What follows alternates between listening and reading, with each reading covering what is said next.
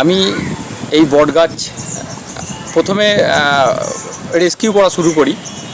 আমার প্রথমে মনে হয়েছিল যে এই বটগাছগুলো অসহায়, বিভিন্ন জায়গায় দেওয়ালে, বিভিন্ন ড্রেনের ধারে হয়েছে, কিন্তু কেটে ফেলে দেয় শহরের মানুষ বা গ্রামের মানুষ অনেক ক্ষেত্রে ফেলে দেয়।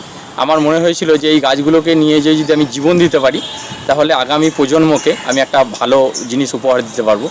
এই চিন্তাভাবনা করেই আমি আমার পথ চলা শুরু হয়।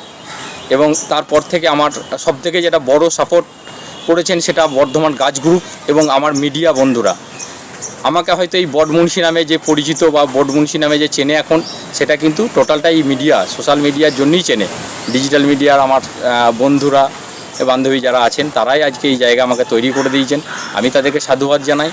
এই মুহূর্তে আজ পর্যন্ত আমার এখন পর্যন্ত 348টা গাছ আমার নিজে হাতে রোপণ করলাম। রেস্কিউ করেছি প্রায় 500-র ওপর। তবে সব গাছ রেস্কিউ করার পর বাঁচে না, অনেক ক্ষেত্রে গাছ মারাও যায়। তবে মানুষকে আমি সচেতন হতে বলবো, মানুষ সচেতন হোক। মানুষ না সচেতন হলে গাছ রাখা খুব মুশকিল। যেভাবে আস্তে আস্তে পরিবেশ দূষণ হচ্ছে, উষ্ণায়ন বাড়ছে, তাতে করে প্রত্যেকটা মানুষের উচিত এগিয়ে আসা, গাছ লাগানো। আপনি কি বট গাছগুলো সব বর্ধমান শহর থেকে কালেকশন করেছেন না? হ্যাঁ, বেশিরভাগটাই ম্যাডাম বর্ধমান শহর থেকেই করেছি।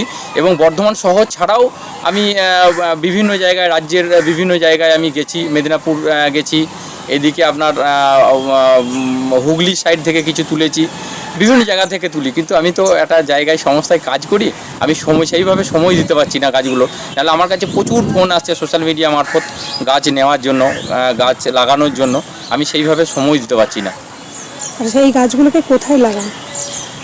বেশিরভাগটা দেখুন, আমি যে গাছটা নিয়ে কাজ করি, বট গাছটা নিয়ে কাজ করি, এই বট গাছ একটা বড় আকারের গাছ হবে, বড় হলে, যার জন্য খুব একটা কনজাস্টেড জায়গায় লাগানো যায় না, যার জন্য আমাকে বড় প্লেস খুঁজতে হয়।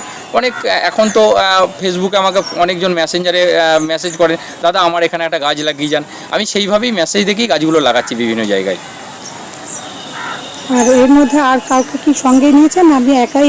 না, আমার তো সঙ্গে তো আমার গাছ গ্রুপ তো রয়েছেই, সঙ্গে আমার বন্ধু তন্ময় রায়চৌধুরী, ও আমার সবসময় সঙ্গী একদম। আর আমার একটা নিজস্ব পেজ আছে, যেটা বটমুন্সি পেজ। আমি বলবো আপনাদের মারফতে বা আপনাদের মাধ্যমে যে ওই পেজটাও যদি মানুষ একটু ফলো করে, তাহলে মানুষের আরও উৎসাহ, উদ্দীপনা আরও বাড়বে কাজ নিয়ে।